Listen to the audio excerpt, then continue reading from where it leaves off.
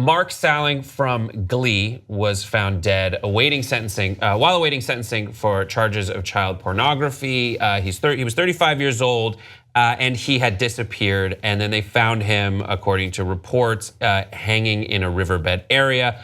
The child pornography charges say that he pled guilty to having, the police found 50,000 images and hundreds of videos of child pornography on his laptop and a thumb drive. Some of the female victims were as young as 3 to 5 years old. This is just such like a tragic story.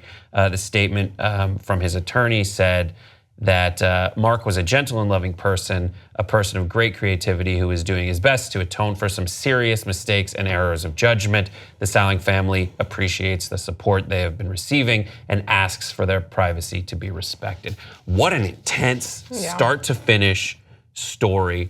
I mean, it's so intense. I remember seeing the report on the news that they had found a body. Just take us through you guys' reaction to this entire story at large.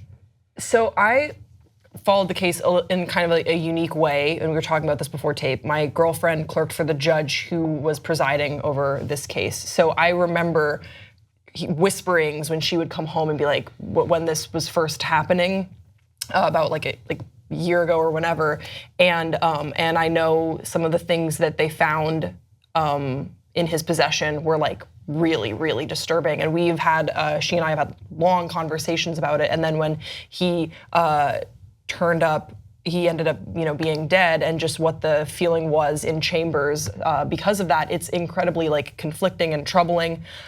The statement that his attorney released, I take issue with.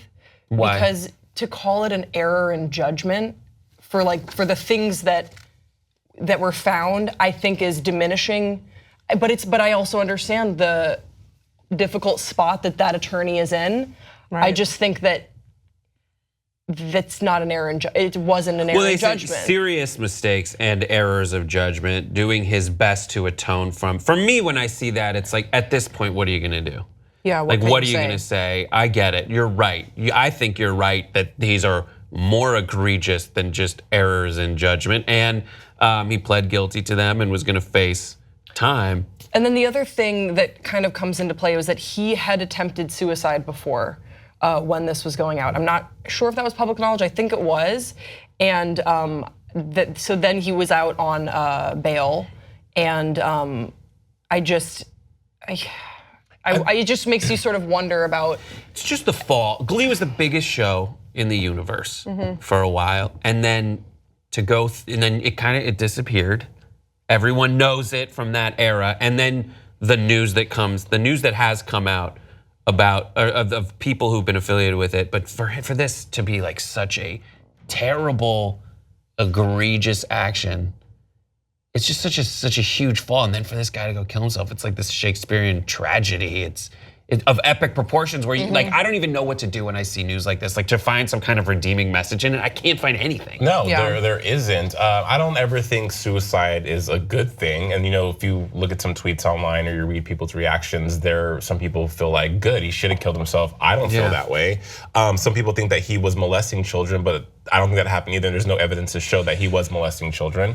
But I think, Grace, a lot of people are conflicted as well. I know when I read this story, I thought, damn, like what else? There's really nothing you can say. There is no silver lining to this. Matthew Morrison gave a statement saying that his heart goes out to the family, but that's all you can say.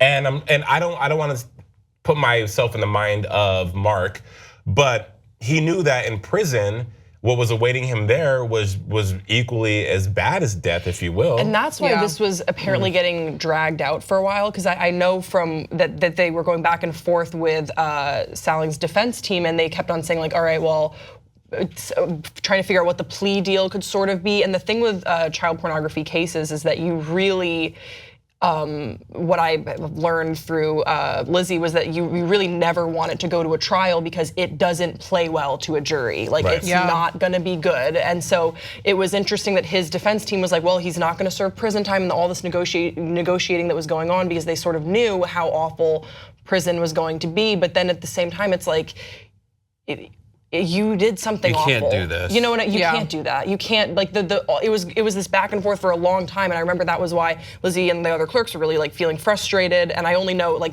she was not a judge or anything like that. I just know from, like, dealing on the case, they were really frustrated with going back and forth because they would think that they would have everything sort of, like, coming together, ready for, like, a plea or whatever, or striking some sort of a deal, or I don't know, and that the defense team was just really giving, like, a loop-de-loop and trying to seem like they had something that they could offer, and the judge had to just be like, you have no negotiating power here, and like, you don't want this to go to trial, because then, I mean, this is all the stuff that we're hearing about is what has been made available, but this all would have come to light if it would have been available to the public and to the media had this gone to a trial. And I don't know, the whole thing is just, it's so messed up. He originally pled not guilty to the charges in 2016. I mean, it's so, well, I don't know what to do with any of this stuff. I don't either. I really struggled when I was reading this article to come to terms with how I felt about it, as far as, okay, he did, these horrible, horrible things.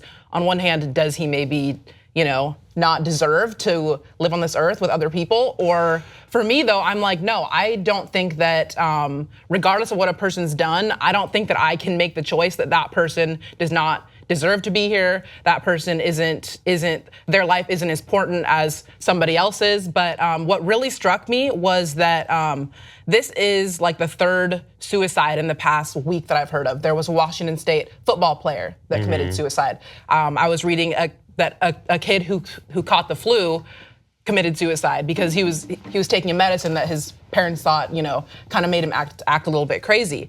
So this is a huge epidemic within the US.